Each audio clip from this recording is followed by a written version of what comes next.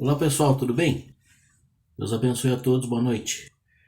Estamos chegando vamos começar nesse momento agora com a última carta à igreja, certo? A igreja de Laodiceia, certo? É a igreja mais próxima da igreja que nós temos hoje, certo?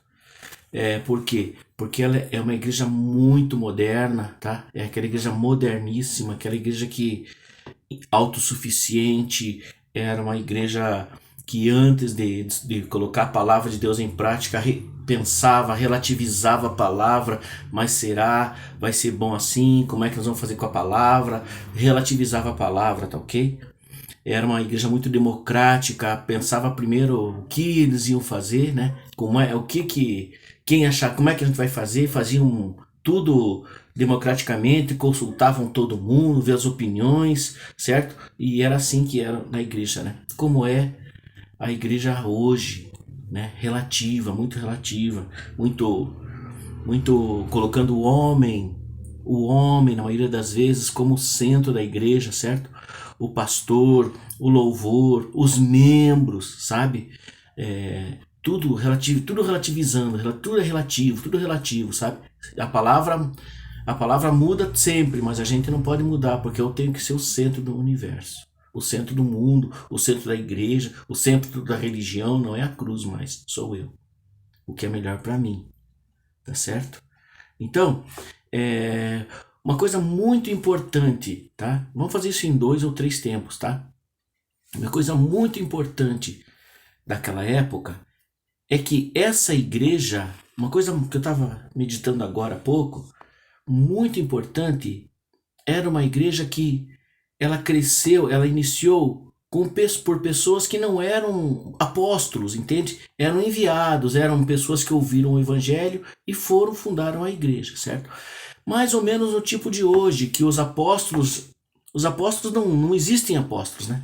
Não se ouvia falar de movimento apostólico, de apóstolos na igreja, né? E hoje a importância do apóstolo ela é tão grande, ela é tão grande para a igreja, certo? Para dar direção para a igreja, que o que acontece hoje, os falsos apóstolos também estão infiltrados. Para quê? Para semear dúvida, para semear discórdia, para semear desconfiança, certo? E tudo isso fruto do quê? De um humanismo, de uma falta de conhecimento da palavra e relativizando tudo. Veja como uma coisa vai prendendo na outra. E essa é para ser a última igreja antes da vinda de Cristo, se formos levar nessa linha de teologia, né? Que alguns dizem ser a última igreja, o último modelo da igreja, certo? Pois bem, a preocupação com essa igreja, essa última igreja, foi 35 anos antes. Na carta aos Colossenses, Paulo menciona essa igreja. Veja que era uma igreja antiga, já bem antiga, quando João escreve para essa igreja, quando Cristo pede para João escrever essa carta para a igreja de Laodiceia, tá certo? A igreja democrática. Você veja que a carta aos Colossenses, eu quero ler algumas coisinhas com vocês. Se a gente vê o que Paulo comenta com a igreja dos Colossenses, certo? E manda ler para Laodiceia, então você começa a perceber que os problemas de Laodiceia estão escritos na igreja de Colossenses. Olha só, Paulo ora, né? Paulo já começa no 15 bem assim, ó. Jesus é a imagem do Deus invisível, o primogênito de toda a criação. Eles relatam, não, mas será que Deus criou o mundo? Mas daí já entrava naquele humanismo. Mas e o homem? Será que o homem foi criado? O homem foi criado por um Deus, um ser superior, mas nós somos superiores. Começava aquela divagação, aquela viagem na maionese, né? Certo? E ele já declara, ele é antes de todas as coisas. Ele faz a defesa de Cristo aqui. Ele faz uma apologia de Cristo. Aí ele fala assim, ó, agora ele vai fazer no capítulo 2, ele fala assim, ó, olha como ele vai falar da igreja, ó. Quero que saibais quão grande combate tenho por vocês e também pelos que estão na Laodiceia, na igreja da Laodiceia. 35 anos antes de ser escrito o livro do Apocalipse, da revelação, certo?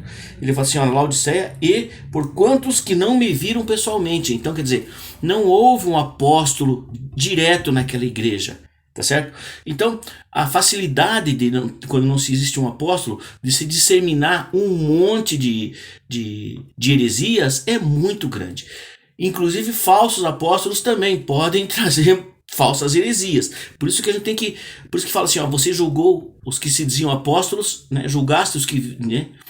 Analisaram os apóstolos, aqueles que se diziam apóstolos e não eram, e os condenou, né? Tá lá numa carta também escrita aí.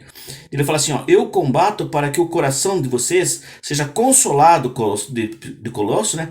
Seja consolado e estejam unidos em amor e enriquecidos na plenitude e da inteligência para conhecimento do mistério de Deus, a saber, Cristo, em quem estão ocultos todos os tesouros da sabedoria. Ele fala para a igreja, certo? Dos últimos dias da Laodiceia, que é a nossa igreja, para que nós tenhamos a inteligência espiritual, não a inteligência humana, certo? Ele vai falar, ó, de falsas doutrinas. Digo isso para que ninguém vos engane com palavras convincentes, pois ainda que eu esteja ausente quanto ao corpo, contudo em espírito estou com vocês, regozijando-me e vendo a vossa ordem e a firmeza da vossa fé em Cristo. Tinham fé, mas a fé era morna. Nós vamos ler lá depois, não quero nem entrar muito nas palavras que está escrito na carta, mas nesse assunto aqui, certo? Nele também, ó, em Cristo, vocês receberam a plenitude em Cristo, que é o cabeça de todo o principado, de toda a potestade, pois nele habita corporalmente toda a plenitude da divindade, certo? Cuidado para que ninguém vos faça presa de vocês por meio de filosofias e vãs sutilezas. 35 anos antes, ele vai falar de uma filosofia que não havia 35 anos antes, estava começando ali, certo? O humanismo começando na Itália, em Roma, né? Mas na Itália, pensamento italiano, que isso começou no século XV, pessoal, e já estavam falando aqui, e a igreja de Colosso estava com 90 anos, mais ou menos 70 a 75 anos, ok? Da vinda de Cristo, entendeu? Então é profético, apostólico, o apostólico é profético, estão entendendo? O mover apostólico, a essência do mover apostólico é profético, ele não olha para trás, ele olha para frente, ele dá a direção para você seguir. Ok, querido? Esse é um tempo que nós estamos tendo para poder explicar para vocês que a falta de um mover apostólico, de uma direção apostólica, enfraquece a igreja, torna a igreja morna, como nós vamos ler depois, vamos ler na próxima aula, que hoje eu não quero entrar na carta especificamente, mas quero orientar vocês a respeito dessa carta que foi aos Colossenses, que Paulo fala assim, ó, saudai aos irmãos que estão na Laodiceia, povo de Colosso, Ninfa e a igreja que está em sua casa. Depois que esta carta tiver sido lida entre vocês, faça com que seja lida na igreja de Colossos, de Laodiceia. E a que veio de Laodiceia, leiam entre vocês também. Eram os mesmos problemas que elas estavam enfrentando, certo? Eu li esse texto na carta aos Colossenses, capítulo 4, que eu li esse, 4:15. Tá? E li todo, né? Algumas pinceladas no capítulo 1 e o capítulo 2. Bom você ler essa carta aos Colossenses para você entrar na igreja daquela época, que é a igreja atual. E depois queria que você lesse a carta a última carta de Apocalipse, que é a carta a Laodiceia, certo? Para a gente poder destrinchar bem esse assunto, sabe, pessoal? Que se realmente é a nossa igreja do dia de hoje, é problema nosso.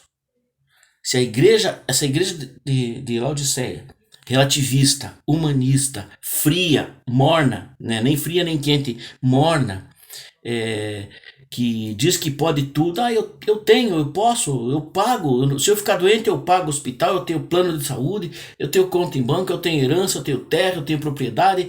O país é livre, somos livres para adorar, vamos a hora que voltamos, paramos um mês de férias e a gente não precisa aparecer na igreja. Tudo é muito relativo.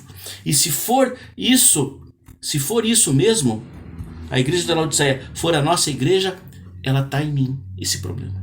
Eu preciso ver isso, ok? Então Deus te abençoe. Vamos prosseguir na próxima aula. Quero ver se para amanhã já passo alguma coisa para vocês. Deus te abençoe, boa noite, boa semana. Tchau.